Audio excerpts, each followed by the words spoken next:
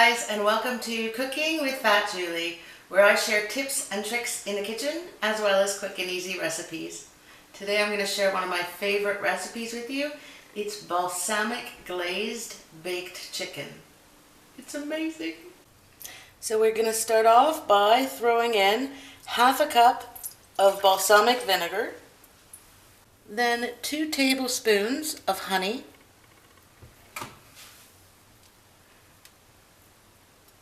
a tablespoon and a half of mustard, 3 cloves of chopped up garlic, and a little bit of salt and pepper. Now we're going to whisk that all up.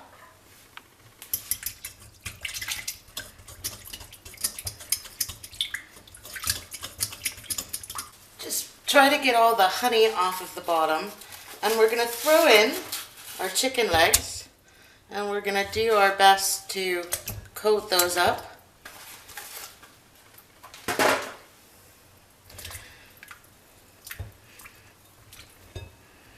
It's quite possible I should have chosen a different bowl here. That's fine, we'll get it in there. So I'm going to let those rest in there in the fridge for 20 minutes. And while those are marinating, I'm going to work on my potatoes. Okay, so it looks like I forgot to press record. I'm sorry, I've already done some of the work here. I would have preferred to use small little new potatoes, but I couldn't find them. So I just grabbed some small potatoes and I cut them into wedges. And then what I did is I just drizzled on a little bit of olive oil. I put on a little bit of rosemary, some salt and pepper. You can throw on whatever herbs and spices you like. I really like oregano with my potatoes, but I'm going to go with this today. Now just throw your hand or hands in there and try and mix that up so that your potatoes are all coated in oil and all of them get some of that salt, pepper, rosemary, whatever it is you put on there. The dish that I'm using is a little bit big for the amount of potatoes that I have, but my chicken legs seem to be quite big, so I just want to make sure they fit. So I'm just going to make sure my potatoes are spread out on the bottom of my baking tray, and I'm ready to go to the next step. For some reason that I haven't figured out yet, potatoes seem to take a lot longer here to cook. So I'm going to throw my potatoes in the oven for about half an hour, and then I'm going to flip them over. So of course the day that I want to videotape this, my potatoes seem to be cooking quite nicely and are quite stuck, it appears. What you're going to want to do is flip them over about halfway through. I'm going to cook mine a little bit less than I thought I was. You're probably going to want to cook yours for about 45 minutes in total at 450 degrees. So I've got my potatoes unstuck, kind of flipped over, and I'm going to pop those back in the oven while I deal with my chicken.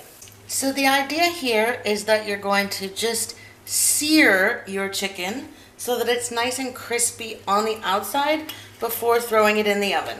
So I've put a little bit of olive oil in my pan, and I'm going to let that heat up before throwing my chicken in. Okay, just in case you didn't know, one way you can check to see if your pan is hot is just to dip your hand under the running tap, flick some water on it, and I don't know, I hope you can hear it, but it's sizzling. So I know that my pan is hot. And what I'm going to do here is take these chicken legs that have been marinating, stick them on there, and then dump on the rest of my sauce. And I'm going to let those cook for 2 minutes on both sides before throwing the chicken legs and the sauce on top of my potatoes. Okay, so my chicken legs have cooked on one side. I've flipped them. They're cooking on the other side. To me, it smells really, really good.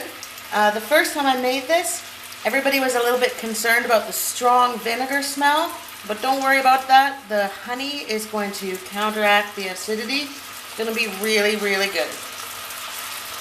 So keep going, and I'll show you where we are at in about 2 minutes. Okay, so my chicken is nice and seared on the outside. I have placed it on top of the potatoes. I've poured on the rest of the sauce, and now I'm just going to cook that for the rest of the time. For me, it's going to be about 20 minutes. I'll show you what that looks like when it comes out of the oven. There it is, guys, right out of the oven. It looks and smells amazing. I can't wait to serve this. So let it cool down a little bit before putting it on your plates. Please let me know what you thought about this recipe. Have a great day and bon appétit!